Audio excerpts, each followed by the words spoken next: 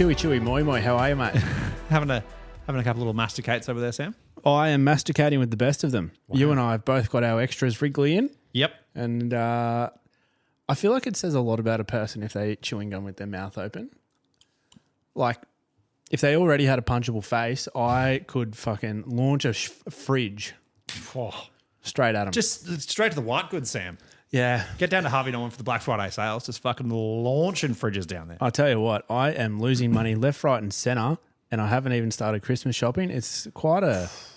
Yeah, I need a plumber. What's your usual Christmas shopping stratagem? You know, are you mostly online? Are you getting down to Carindale to get it all in one go? I'm all online. Black Friday's where it's at. If you go early, Christmas is sorted. You can just relax in December. Unfortunately, I get paid monthly, which is just fucking diabolical. Yeah, you'll be sweating. Sweating like a bloody gypsy with a mortgage. Thanks, Nick. No worries, mate. I'm going away in January. Are you? And I get back 2 days before my January pay comes through. So I'm going to be tight at those last couple of days on the trip. I'll be tight like a tiger. Got any dollar ramen that I could pick up potentially? Where are you going? South Korea, Sam. Oh, yeah. Nice. Don't know much about it. South of North Korea. Yeah, and east of East Korea. Nope. Even if there was an East Korea, that wouldn't make sense. No. What's the capital of South Korea? Seoul. Seoul. Yeah, nice. What else is Host in of there? the 1988 Olympics. What else is in Korea? Busan. Yep. Incheon. Pyeongchang. Oh, yep. I've heard of Pyeongchang. Yeah. Not Incheon. Incheon. Yeah. Well, bloody hell, we got a tripod over here. My hometown of here. So on that note, welcome everyone who's tuned in. First timers. Good grief. Good grief indeed. I feel like the numbers don't drop off. It amazes me. We've got a good little loyal following. So hello. Got to be choked Hello. up. Frank Walker from National Time. G'day, mate. How are you? Yeah, thanks for coming, mate. I don't know how I'm meant to drink water with chewing gum in my mouth. I might just throw this around the studio and see where it sticks. Well, what you could do is you could just swallow it like an adult. I'm not swallowing chewing gum. We've had this discussion with Wafia. And also, if you just want to drink, just tuck it in your back of your gum, like out the back. Oh, yeah. Waistband trick. Tuck it up. Sort of. Point north, like a compass. I'll just put it on the camera bag, just off screen. That's beautiful. Let's dive into something new, shall we? Let's do it. Let's get straight in, Sam. So I would like to say this song has been on repeat pretty much for the last week, and it's a bit of a left of field one for me. I am loving New Fred again. Oh, okay. Winnie. He's had a fair few new ones. Yeah, I think he's releasing a song. I think it's a song a week until he fills his album out. But Winnie in particular with Sammy Vergie is incredible. It's very different from Fred again. There's like this really droney bass that if you have good speakers just blows up like your car, your soundbar. But I'll give you a little taste, shall I? Give us a little spin. Have you heard it? I think I might have, but it's not coming to mind, so fuck Think me up. like Star Wars-y. Oh.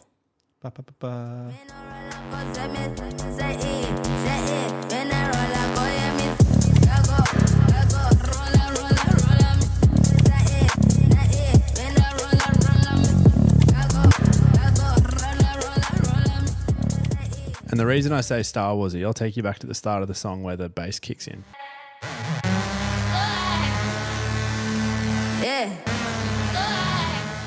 It's like THX or whatever that intro is. Well, I thought we were just looking for Jango Fett as Obi-Wan Kenobi, you know?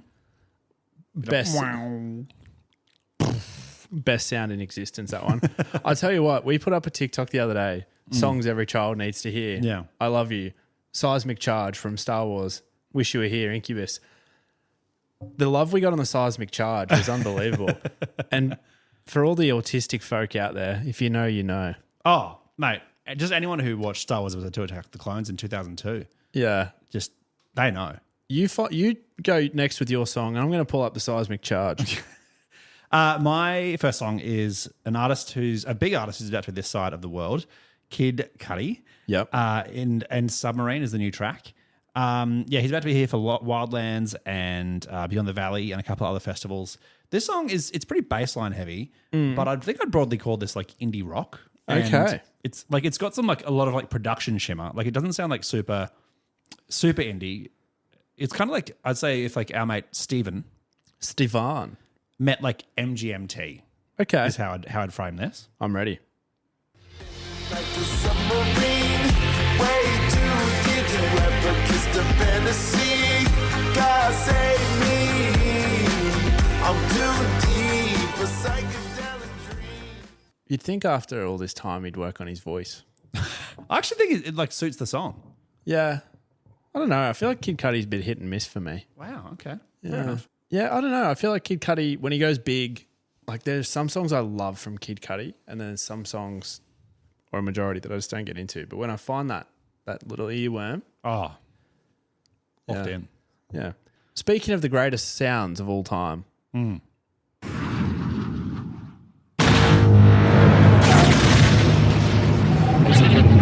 It's a goodie. It's a greatie. watching that on VHS, my little 8-year-old self was full of excitement. Boing. Wow. So anyway, I'm not going to talk about my Instagram feed right now.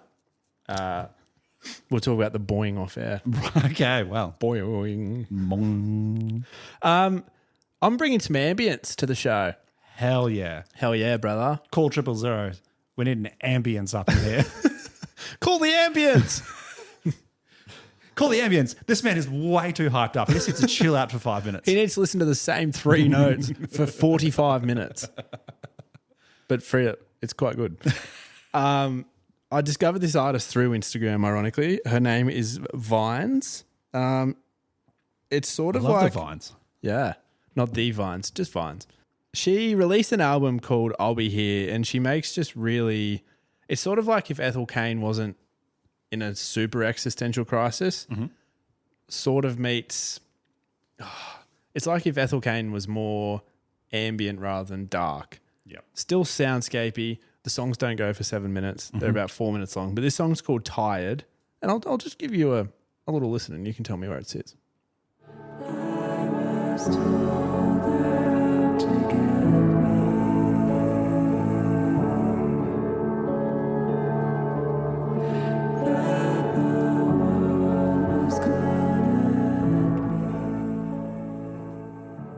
Now I remember. It's like if Ethel Cain and Imogen Heap had a baby. Yeah, or like the National as well. Yeah. Like piano focused rather than strings and guitar. Yeah. Yeah. I can definitely see the Ethel Cain comparison like that, especially the way that like the the production is it like deliberately tinny, I guess is Yep. the right term. I don't know. Yeah, it's got that real like disintegration sound.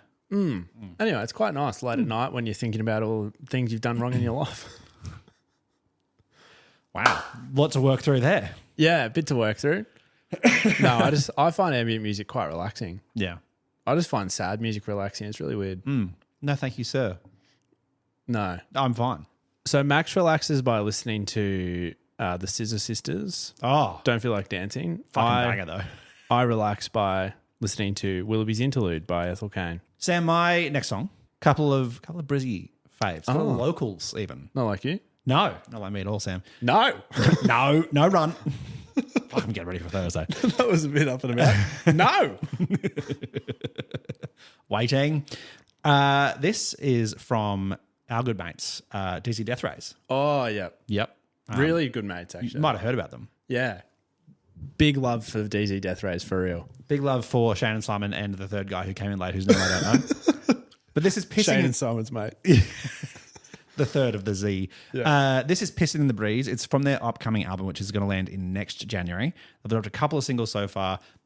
This song, I'd say, is the most DZ of the singles. A couple of the others have been like still broadly within their sound, but like, you know, kind of like some of the different sound. But this is like that chunky rhythm guitar, Fuzzy. headbanging drums, fuzzy, like but with like the wailing lead line. Look, I don't need to oversell a DZ track. If you know DZ, you know what you're getting. If you don't, just listen. And yeah, this is Pissing in the Breeze.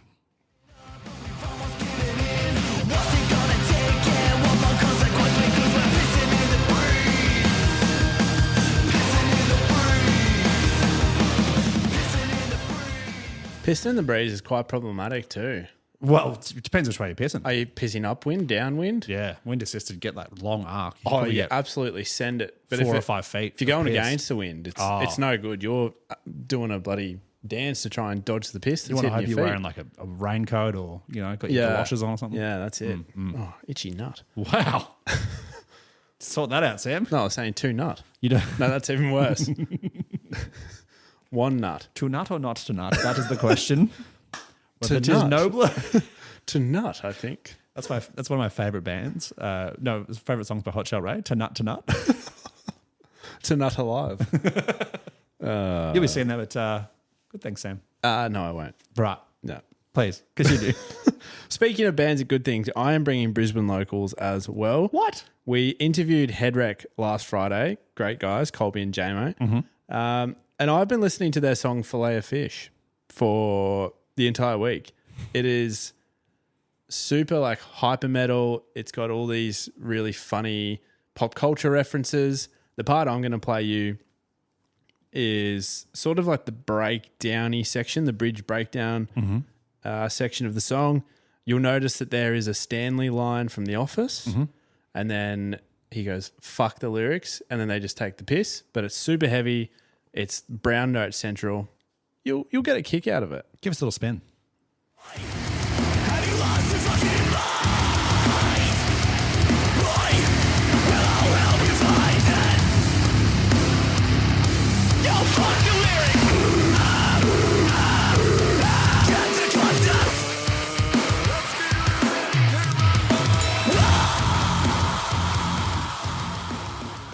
I do think Headwreck's going to be a big deal very soon.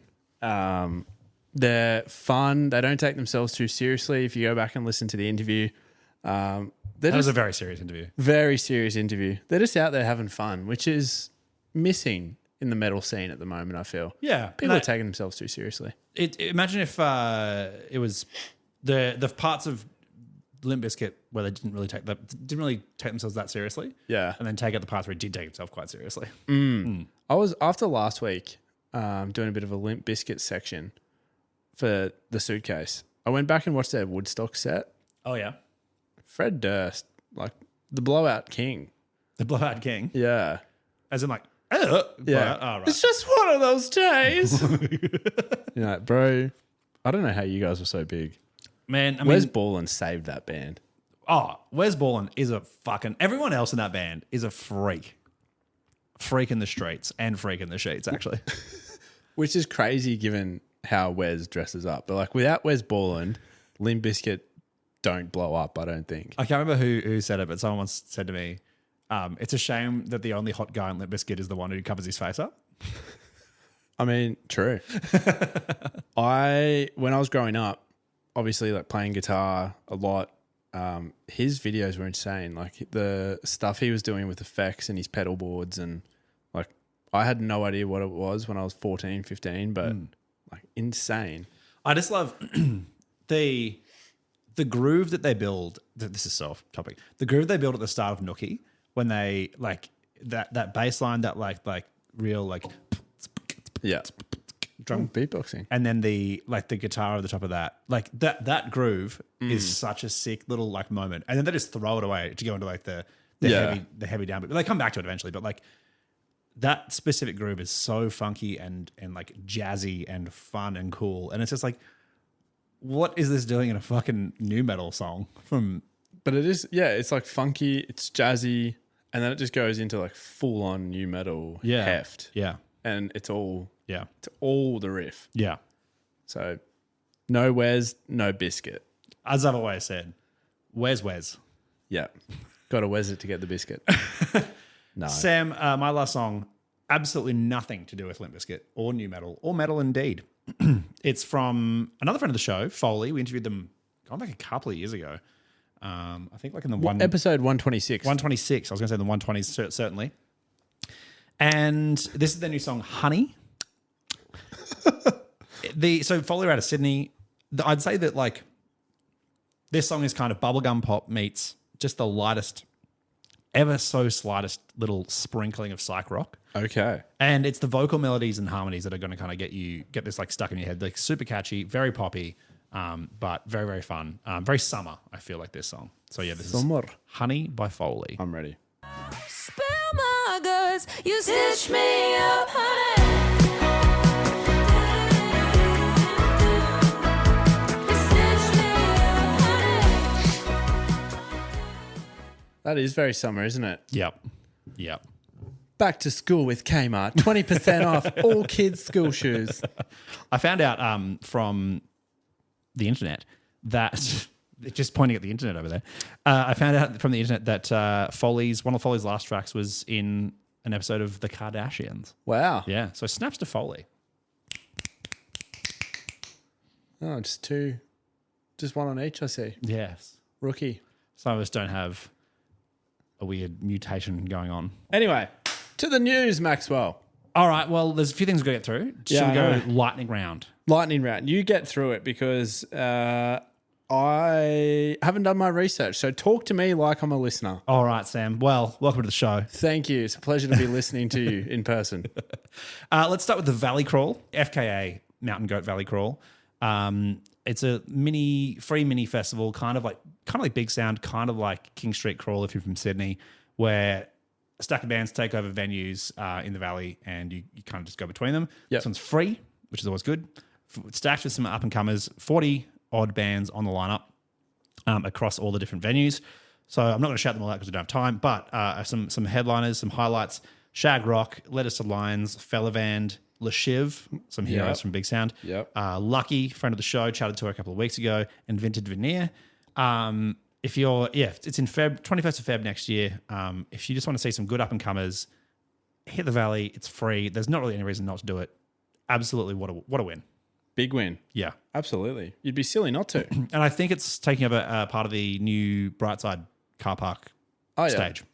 Yeah, I feel like festivals like that don't get enough sort of praise. Yeah. And who doesn't love live music? Who doesn't love free live music? Oh, I mean, people go, oh, it's free. It mustn't be any good. But these bands are genuinely good. Yeah.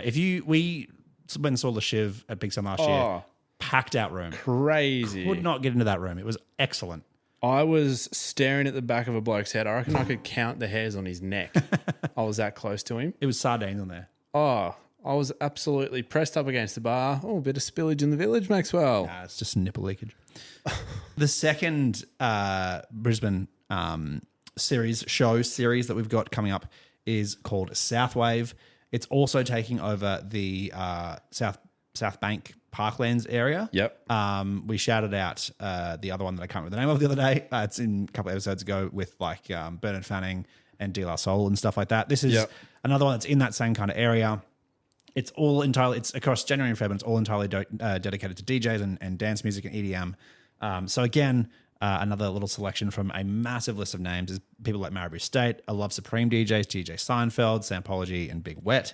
Yeah. So that's the kind of vibe you're going to be getting into. Just fun summer dance bops over a series of days. And yeah, I think this one's not free, I don't believe, but probably absolutely well worth the time. There's a lot of DJs on this thing, isn't A there? lot of DJs, Yeah. a lot of boogieing to be doing, A lot of shapes to be cut. a lot of shapes to be cut. Absolutely, Speaking of shapes being cut, Maxwell, yeah. you went and saw Rufus Du Sol. I did go and see Rufus Du Sol, Sam, at Boondall Entertainment Centre a couple of days ago. Actually, just going to interrupt you there. It's in Boondall, but it's the Brisbane Entertainment Centre. Sorry, it's the not the BEC. Boondall. BC at B. Yeah. Yeah. It's not the Boondall Entertainment Centre for those Googling now being like, where the fuck's that? No one's Googling Boondall Entertainment Centre. No, it'll probably come up with the Brisbane Entertainment Centre, but attention to detail is important. Either way, I was in Boondall at the Rufus Du Sol show last week. And I'll tell you what, an incredible show. I saw Oasis a couple of weeks ago, and I would say those two shows are the two ends of a spectrum. Oasis was incredible because it was just rock and roll being played like pretty loosely, like well, but loosely. Yeah. Just like bringing that raw live aspect. And Rufus was the complete other end of the spectrum where it was like intricately timed light shows and lasers and like electronic music that has been built and polished and produced over years and years and years with layers and layers and layers. And there wasn't much I would say that put those two shows in a similar category, but they were both excellent. And I think it was really cool to be able to see those two things so close to each other. Like they've nailed the set design. It's this kind of industrial aesthetic, lots of scaffolding. They've got every piece of scaffolding just has a different light or laser attached to it, and so they can kind of control how it's where it's coming out, how it's going to like perfectly sync up with the music. So you'll get like one piece of scaffolding will be like the bass drum, so that'll just pulse, and like this will kind of come in. It's awesome. That's cool. It's very cool.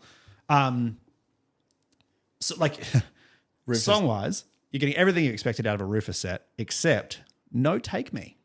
Really? Yeah, they play a tiny, like literally a 2-bar snippet at the end of one of their other tracks. Otherwise, it's completely out of the set. But you get a lot of, like, pretty much everything else you want.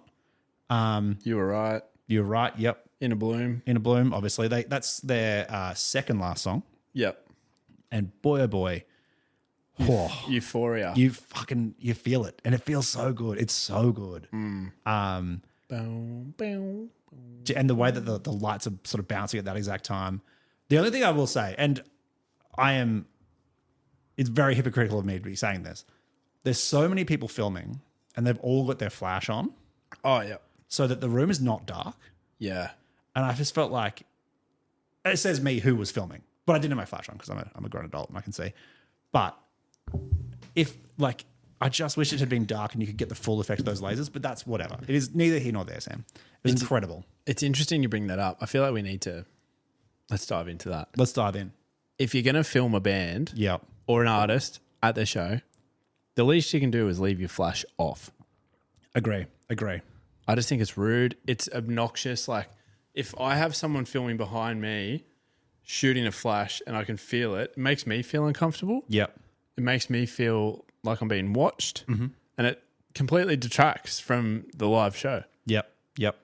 I think they need to like you would at a play or like a comedy. Piece of theatre. Yeah, a piece of theatre. Like no flash photography or video. Yeah, I agree. And like I don't have a problem with people filming bands. Like whatever, that's just the way life is now. Just turn your flash off. Like there was a part in the song in the set where they said like, "Hey, we'd love you to all turn your flashlights on."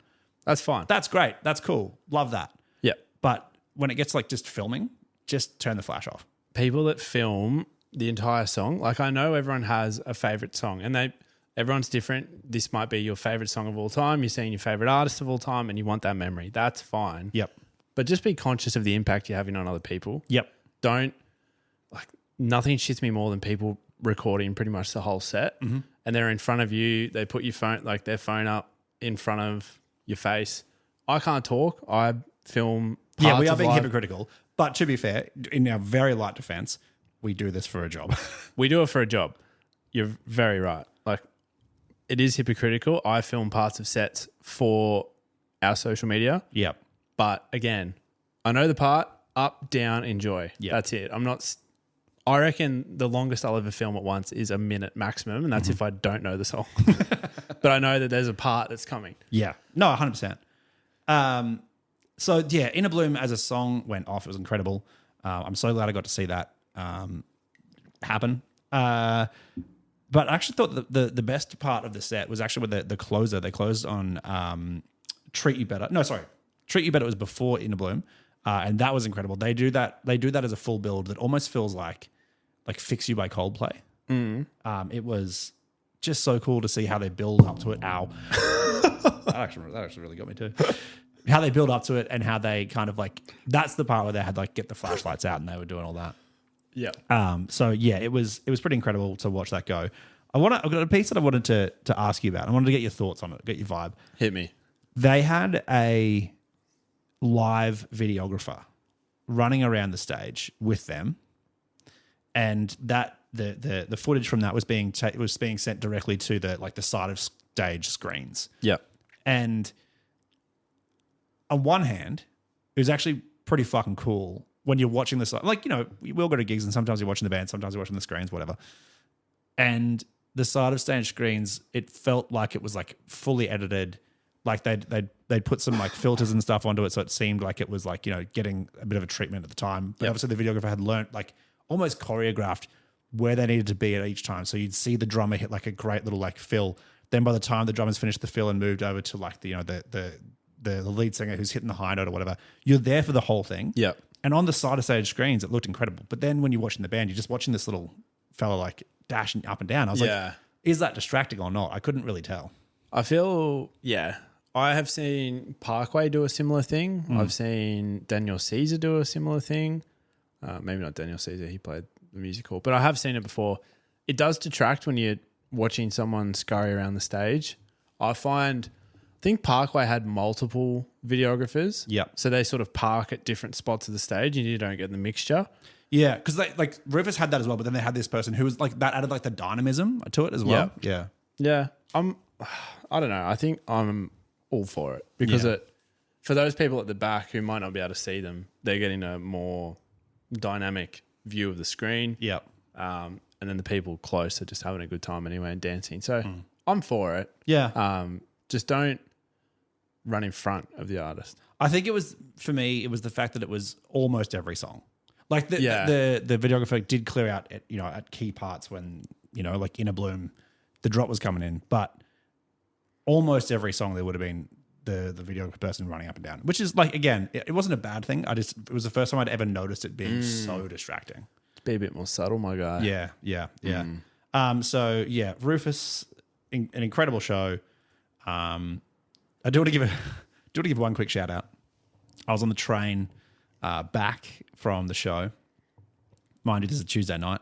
Yep. It's about 11:30 at night. And 3 interesting folk jump on the train. It's a packed train. 3 interesting folk jump on at like Wooloowin station. Yep. For our Brizzy QR fans. And one of them starts to spraying himself with some deodorant. And it took me a moment to realize it wasn't deodorant, Sam. It was silly string. And he's just covering himself with silly string, which, to be fair, fucking funny bit. Great bit. But I was standing behind him and he kept missing. And I kept getting like rinsed with silly string. Anyway, eventually he figures out that he's spraying with silly string. He turns and goes, "Oh, bro, I'm really sorry." I'm like, "It's fine, man. Like, I don't really care." Like, the bit's funny enough that I don't give a shit. But then his mate next to me is like, "Dude, what are all these people doing on the train anyway?" I'm like, "Oh, we just come back from the Rufus Du Sol gig." And he's like, "Oh, I used to be in that band." I was like, "Oh, really? Did you, man?" Voice of an Angel sings "Take Me," like, and just keeps going. He just does really, and it was incredible. And I was like, "Look, I know you weren't really in the band, but that was a pretty good rendition of it from a local cracky on the train." Wow. Yeah. Not like you to make friends, is it? Or do you know me? Just getting hit with the silly string and making friends. What are they going to do? They can't knock you over. You're a big man. But why does weird shit happen to me? I don't know why it happens to you. I just look really unfriendly and people leave me alone. You're just too nice. Oh, look. Last piece of news, Maxwell. I don't really like these people, so let's dive into it.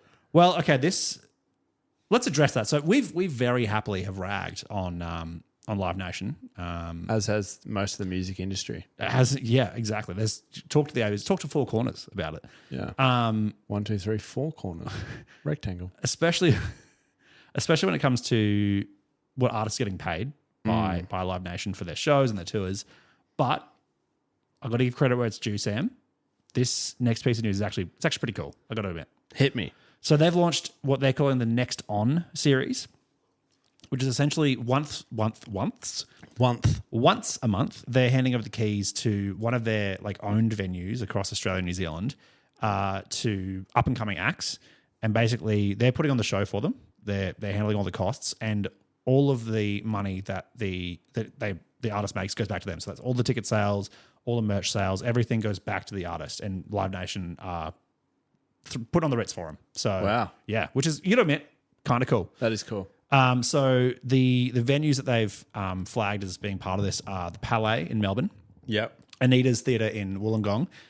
The Outpost, which for people who don't know is the upstairs at Fortitude Music Hall, as well as the Triffid in Brisbane, the Hindley Street Music Hall in Adelaide, and the Tuning Fork in Auckland. And yeah, they're just once a month they're going to throw open the doors, coming down. We don't know any of the artists yet. They haven't announced the first sort of raft, but I got to admit, it's not bad. I'll give it to them. That is good. Yeah. I'll credit where it's due. I'll see it executed first, and then I'll say, "Well done." You're doing okay. That's a good first step in redemption. Yeah. Look, you know, and look, we're not going to sit here and pretend like music industry is fixed, but look, if this is the kind of thing that we can start doing and developing, I also think it's a good thing for Live Nation because that gets more bands coming up through that system that they can kind of like, you know, Yeah, that's work true. with. It's a step in the right direction. Let's get to the fucking suitcase. Let's get to the suitcase. Zippy zip. Zippity zip zip. This or that's been met with a lot of positivity, Maxwell. So we're going to bring it back It's back. for a second week. This or that, Red Hot Chili Peppers edition. Ooh, all right. One of your favorite 90s bands, I do love them. which is, you know, good for you. Scar Tissue or Californication? Jeez, you're not making it easy out of the gate, are you? Nope. I think Californication. Great choice. Yeah. Other Side or Can't Stop? Oh, that's mean. That's cruel. It's Can't Stop, but by a fucking smidge. B's dick in that. Just the hair on an ant's head, even. Just microns, Sam, microns. Don't know it. Danny California or Snow? Danny California. Just for the chorus. Yeah. Yeah. It always reminds me of like an aeroplane taking off, the chorus. Yeah, that's I don't fair. know why. It's a good. Those are both good songs. Yeah. I think Also- Danny California has more peaks. Yeah, and I think also Snow is significantly harder to play. Like that guitar line is ridiculous. It's beyond difficult. Yeah, It yeah. is fucking insane. So if you're just noodling with your mates, like just playing, Just noodling with your mates. just noodling with your mates, Sam. You're just noodling with your mates. Danny California. Yeah. Yeah. And the last one, By the Way or the Zephyr song? Oh, I do have a soft spot for the Zephyr song. I feel like it's an underrated song by Very the underrated. Chili's. And then you hear it and you're like, oh, That whole album quite underrated. That was the album that Dave Navarro played on. That one Red Hot Minute, one of those, something like that. But to actually answer your question, it's By the Way. yeah. Yeah. Fair. Yeah. Well done, sir. I didn't want to put Under the Bridge in there because it was a bit unfair. Yeah, you'll have to like you Give It Away, Suck My Kiss, Others et al. Oh, well, we've addressed all of the Red Hot Chili Peppers hits there. All right, Sam. Let me sit up. I threw you some curveballs last week with Oz Metal edition. So guess what? We're going back to that well. We're drinking from Oz Metal again. Let's do it. This or that, Oz Music Edition, part 2, Sam. DOS. Part dos. Let's do it. Ocean Grove, Thunderdome, or Sunny. That's hard. Thunderdome because of the album it's on. Best album by a country mile that they have released. Okay, all right. That's fair. Also, it got a little bit of running touch in it. Yeah, true. Yeah. Sunny's good, but Thunderdome just for the Rhapsody tapes. In Heart's Wake, Earth Walker, Sky Dancer. Earthwalker. That made me think. But yeah, Earthwalker. Okay, all right. For Division, we got Blood for Blood or Year of the Rat. Blood for Blood. Wow, Easy. no hesitation. Don't have to ask me twice. That's so easy. Wow, snapping necks and cashing checks over there, Sam. That's it. Easy. That intro alone is insane. Alpha Wolf, Akudama, or Sucks to Suck. Oh, Akudama. Sucks to Suck. Like, it's funny with the Ice-T feature. Yeah. But I listened to it the other day. It, by their standards, I feel is actually quite weak. Wow. Yeah. I do love the Ice-T sample when he's basically like, this is fucking Alpha Wolf. Yeah. You want to die? Man, shout out to Ice-T. Good on him. Working hard on SVU. He really is. And then he's just featuring on metalcore bands. Like, I mean, songs. look, I love it. He's got his Public Enemy, cred and his body count cred. Like, he's been fucking around with metal since day dot, but hell yeah. Hell yeah. Hell yeah. Last one, Sam. They Artist Murder, The Purest Strain of Hate, or Light Bearer. Oh, no. Light Bearer every day of the week. I love that song. Like, the breakdown is like my number one go-to breakdown at the gym. So simple, but it is so heavy. Like, one of their best songs ever that people don't talk about enough. I will die on this hill. Light Bearer is my favorite They Art song by a country mile. Anyway, can you tell I'm pretty passionate about that one? Yeah, don't move the laptop for a little bit. I'll tell you that much. Well, that brings us to the end of the show for this week, I suppose. Well done. Great work. We've made it through. Snaps to us. Pats on the back. That's the weirdest outro we've ever had. Yeah, well done. Well done. Good on you, champion. Great stuff all round. Just throw in one of these. Hang on. Good game.